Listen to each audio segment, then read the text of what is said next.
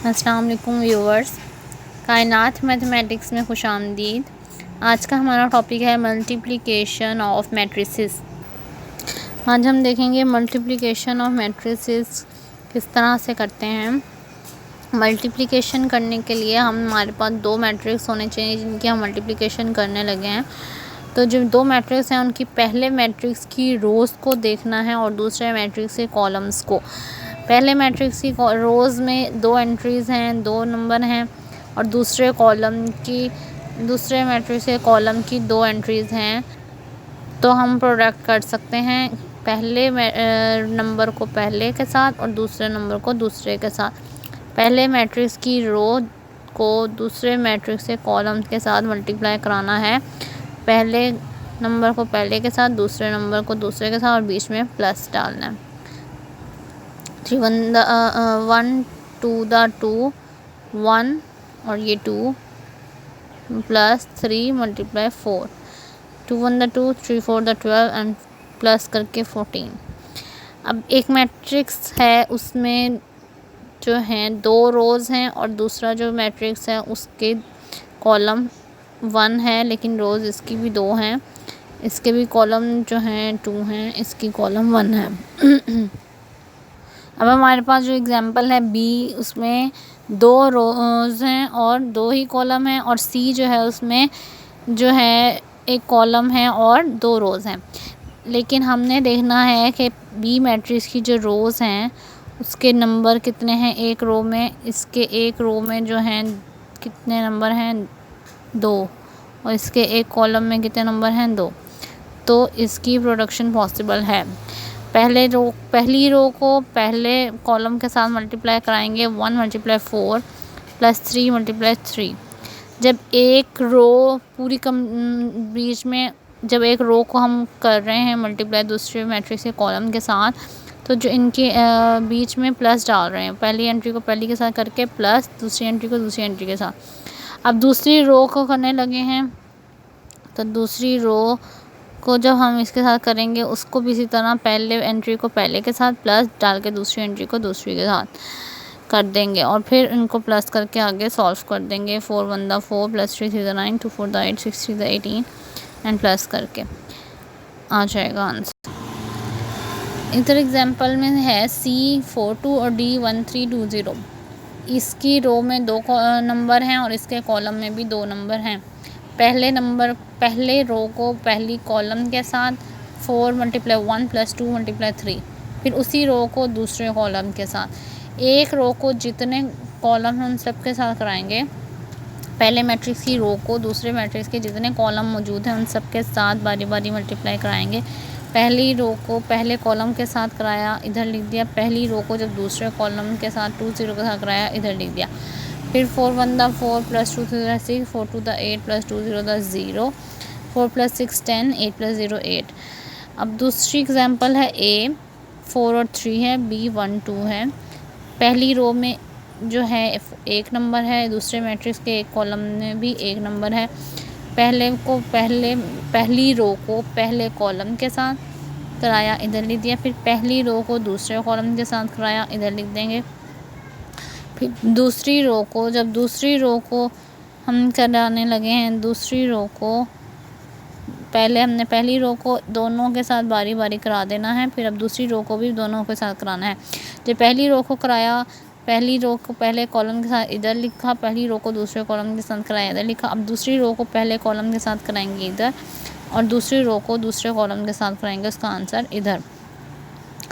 और क्योंकि एक रो में एक ही नंबर है, एक कॉलम में एक ही नंबर है, तो बस उनको मल्टीप्लाई करा देंगे। लेकिन जब एक रो में दो नंबर हैं या एक कॉलम में दो नंबर हैं, तो हमने पहली रो को पहले कॉलम के साथ कराते हुए दो नंबर थे क्योंकि, तो बीच में प्लस डाला था।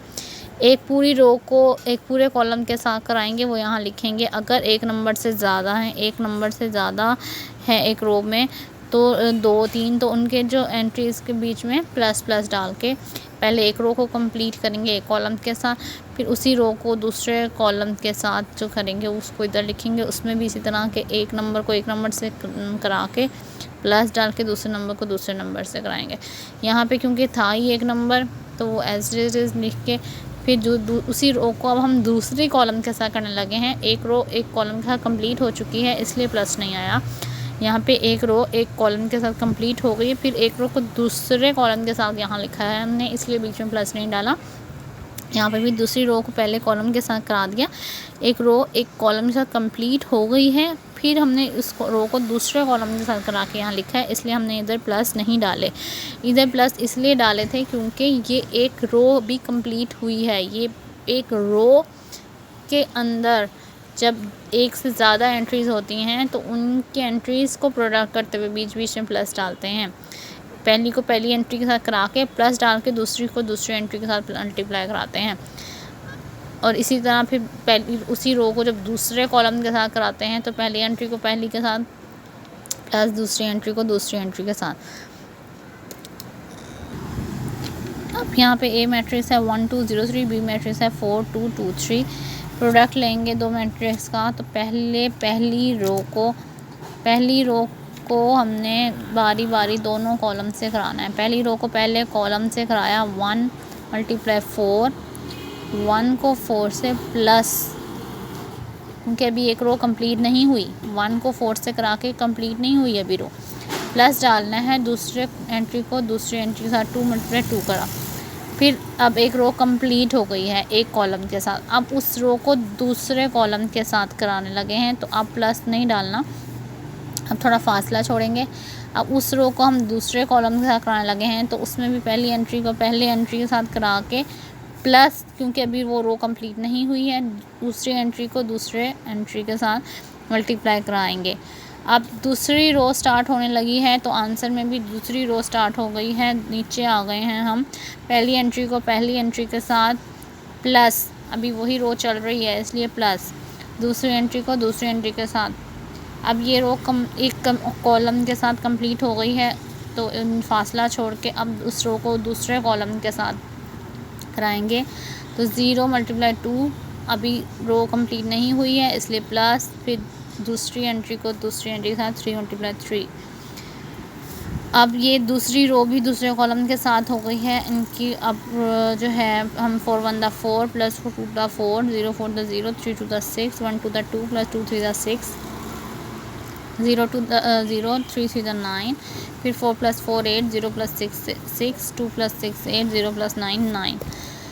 पहली रो को दोनों कॉलम के साथ बारी कराया, उसको पहली रो की लाइन में लिखेंगे, लेकिन जब एक रो एक कॉलम के साथ कंप्लीट हो जाएगी, फासला छोड़ के उस रो को दूसरे कॉलम के साथ करा के यहाँ लिखना है। और जब एक रो अभी कंप्लीट नहीं हुई, 1 4 करा के एक रो कंप्लीट नहीं होएगी जब तक 2 और 2 भी नहीं होएगा। पहली की दोनों एंट्री को दूसरे कॉलम की दूसरे दोनों एंट्री से कराएंगे, तो बीच में प्लस डालेंगे। जब एक रो और एक कॉलम का प्रोडक्शन ख़त्म, तो फासला छोड़ के उस रो को दूसरे कॉलम के साथ कराएंगे। सिमिलरली नीचे वाली रो को पहले ऊपर वाली जो है नीचे वाली रो को ऊपर वाले की तरह ही बारी बारी दोनों कॉलम से कराएंगे। तो पहले कॉलम से कराया तो इधर लिखा, और एक रो को जब दूसरे के कॉलम से करा रहे हैं तो बीच में प्लस डालना है। जब एक रो कंप्लीट हो गई एक कॉलम के साथ, फिर फासला छोड़ के उसी रो को दूसरे कॉलम के साथ कराएंगे और उनकी एंट्रीज़ के बीच में भी प्लस डालेंगे, और इस तरह ये कंप्लीट होएगा। तो मल्टीप्लिकेशन किस तरह से होती है आज हमने देख लिया। अब हम जो है, अगर इस वीडियो से मुतल्लिक आपको कोई क्वेश्चन हो, कोई प्रॉब्लम आ रही हो, आपने कुछ पूछना चाहते हैं, तो कमेंट सेक्शन में पूछ सकते हैं। आज का टॉपिक हमारा कंप्लीट हुआ। अल्लाह हाफिज़।